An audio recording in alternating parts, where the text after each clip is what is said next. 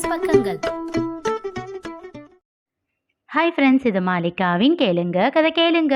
மானஸ் எழுதிய கோடைக்கால மின்மினி, அத்தியாயம் 16. இரு உடல்களில் ஓர் உயிர் வசித்தல்தான் காதல். அரிஸ்டாட்டல் வரிகள். சமையலறையில் தன் இரவு உணவை தயாரித்து கொண்டிருந்தான் ரகு. பக்கவாட்டில் இருந்த ஷெல்ஃபில் அவன் செல்போன் நிறுத்தி வைக்கப்பட்டிருக்க அதில் மீராவிடமிருந்து அழைப்பு வந்தது. வீடியோ காலா? தனக்குள்ளேயே கேட்டு சிரித்து கொண்டே அழைப்பை ஏற்றான். இரவில் கூட மலர்ந்த ரோஜாவாக திரையில் தோன்றினாள் மீரா. ஹாய் ரகு. ஹாய். என்ன திடீர்னு வீடியோ கால்? கைகள் அதன் போக்கில் வேலை செய்து கொண்டிருக்க அவளிடம் கேள்வியை கேட்டான். உங்களை பார்க்கணும் போல இருந்தது. ஓ, எதுக்குன்னு கேட்க மாட்டீங்களா? எனக்கே தான் தெரியுமே. அவள் சின்னதாக சிரித்தாள். சரி, என்ன செய்றீங்க? வெஜிடபிள் அடை.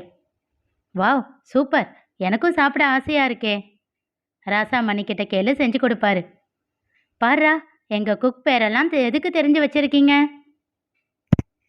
உனக்காக யாராச்சும் பேச வந்தா நான் தெரியாமல் மாட்டிக்க கூடாது பாரு. அப்படித்தான் அர்ஜுனனையும் தெரிஞ்சு வச்சிருந்தீங்களா? ஆமாம். ஓஹோ, அதுக்கு தான் அவன் பர்சனல் டீட்டெயில்ஸ் எல்லாம் கூட தெரிந்து வச்சிருந்தீங்களோ? அதனால தான் அவனை ஒழுங்காக படிக்க சொல்லி மிரட்டி அனுப்புனீங்களோ? கிண்டலாக கேட்டாள். அவன் பதில் சொல்லவில்லை. சரி, நீங்கள் பதில் சொல்ல மாட்டீங்கன்னு தெரியும். நானே உங்கள் கேப்பை ஃபில் பண்ணிக்கிறேன். அவனை உனக்கு பிடிக்கும்.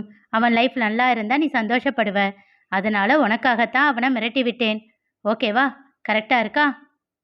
அவன் இல்லை என்று சொல்ல வாயை திறக்கும் போதே நோ சொல்லக்கூடாது, எஸ் மட்டும்தான் சொல்லணும் என்றாள்.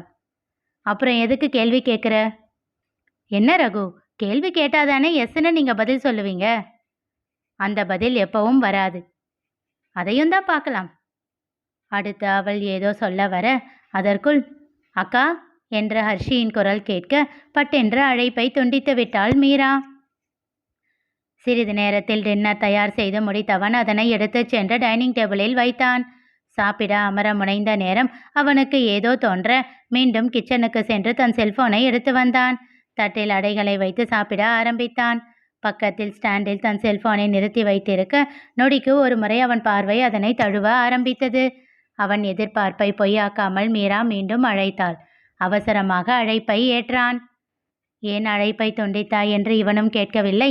ஹர்ஷி வந்துட்டா, அதான் கட் பண்ணேன் என்று அவளும் எந்த விளக்கமும் அவனுக்கு அளிக்கவில்லை. இருவருக்குள்ளும் நல்ல புரிதல் இருக்கிறது என்பதை விட அந்த புரிதலையும் ஒருவரை ஒருவர் அறிந்து வைத்திருந்தனர். ஒருவர் மற்றொருவரை தவறாக நினைத்து விடுவாரோ அல்லது விடுவாளோ என்ற பயம் இருவருக்குமே இல்லை. ஓ, சாப்பிடவே ஆரம்பிச்சாச்சா? நீங்க சாப்பிட்டீங்களா? இன்னும் இல்லை என்றவள் அவனின் நீங்க என்ற வார்த்தையை மனதிற்குள் குறித்து கொண்டாள். ஏன் இன்னும் சாப்பிடல? டாடி 9 o'clock தான் வந்துடுறேன்னு சொன்னாரு. அவர் வந்ததும் சேர்ந்து சாப்பிடுவோம். எப்பவுமே எல்லாரும் சேர்ந்து தான் சாப்பிடுவீங்களா? டாடியும் நானும் தங்கச்சிங்களும் மட்டும்தான். பாட்டி டேப்லெட்ஸ் போடணும்னு ஏர்லியராக சாப்பிட்டுடுவாங்க. டாடிக்கு மீட்டிங் ஏதாச்சும் இருந்தால் இன்ஃபார்ம் பண்ணிடுவார்.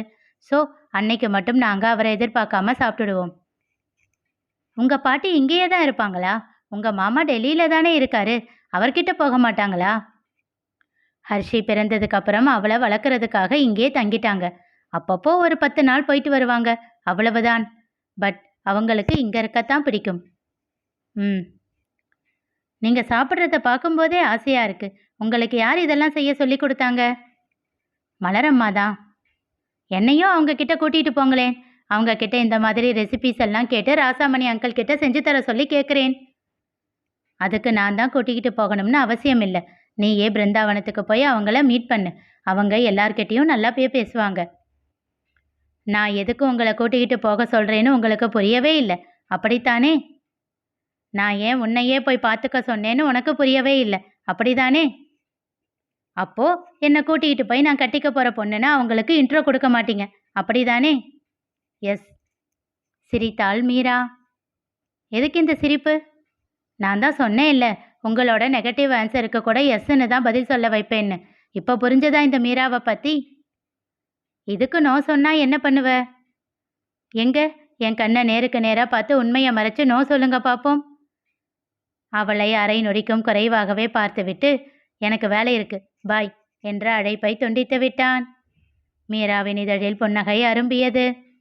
பார்க்கலாம் பார்க்கலாம், இன்னும் எத்தனை நாளைக்கு இப்படி என்கிட்ட இருந்து ஓடுறீங்கன்னு என்று தனக்குள் சொல்லிக்கொண்டாள்.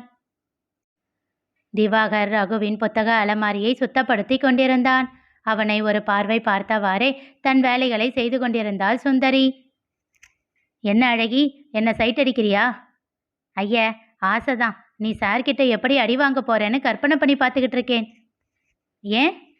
உன்னதான் இந்த வேலையெல்லாம் செய்யக்கூடாதுன்னு சொல்லியிருக்காருல்ல. அவன் கிடக்குறான். சும்மா இருக்கிற நேரத்தில் தானே பண்ணுறேன். ஆமாம், உன் வீட்டையும் இப்படி தான் சுத்தமாக வச்சிருப்பியா என்ன? வந்து பாரு, தெரியும். கூப்பிட்டா தானே வர முடியும். மரமண்ட முணுமுணுத்தாள் சுந்தரி. என்ன முனவர? ஹிஹி, ஒன்றும் இல்லை. நீ இழிக்கிறதுலையே தெரியுது என்னை பற்றி ஏதோ நல்ல வார்த்தையாக தான் சொன்னேன்னு. அப்போது அழைப்பு மணி ஒலித்தது. போய் யாருன்னு பாரு என்றாள். ஏன் நீ போய் பார்க்கறது? நீ தானே இப்போ சொன்ன சும்மா தான் இருக்கேன்னு. போ. அவளை முறைத்து கொண்டே சென்று கதவை திறக்க அங்கே மீரா நின்றிருந்தாள். யாரு நீங்க?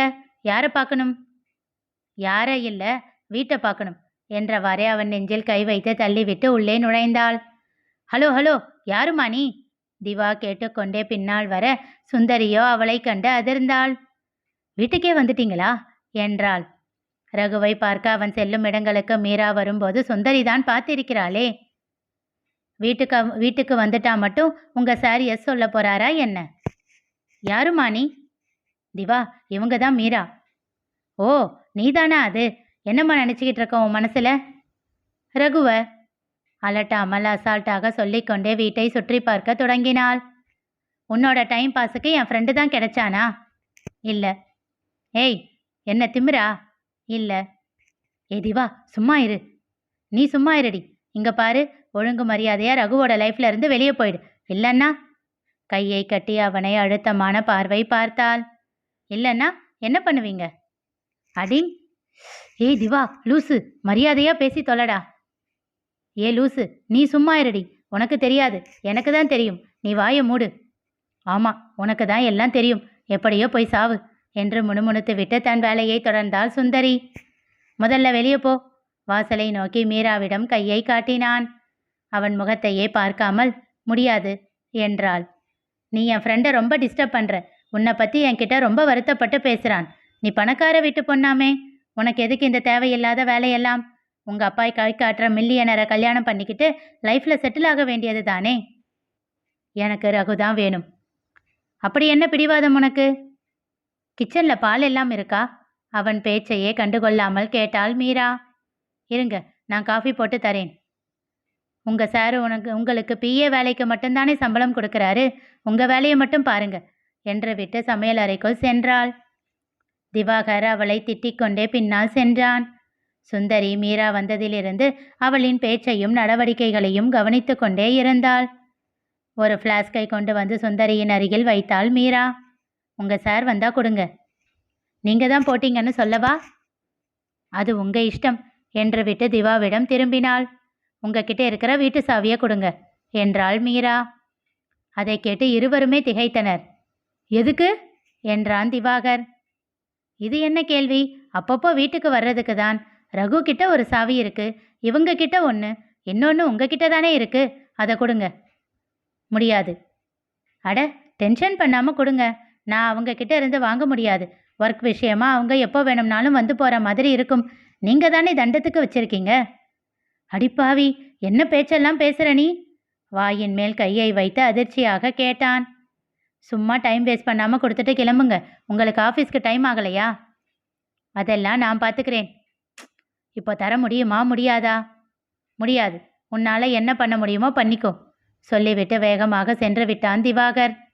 மீரா சுந்தரியை பார்க்க அவள் தன்னிடம் இருக்கும் சாவியை எடுத்து நீட்டினாள். வேண்டாம், நீங்கள் வச்சுக்கோங்க. அவர்கிட்ட இருந்து எப்படி வாங்கணும்னு எனக்கு தெரியும், நான் வாங்கிக்கிறேன் என்று விட்டு அவளும் சென்று விட்டாள். டேய் திவா, செத்தடா இன்னைக்கு தனக்குள் சொல்லிக்கொண்டாள் சுந்தரி.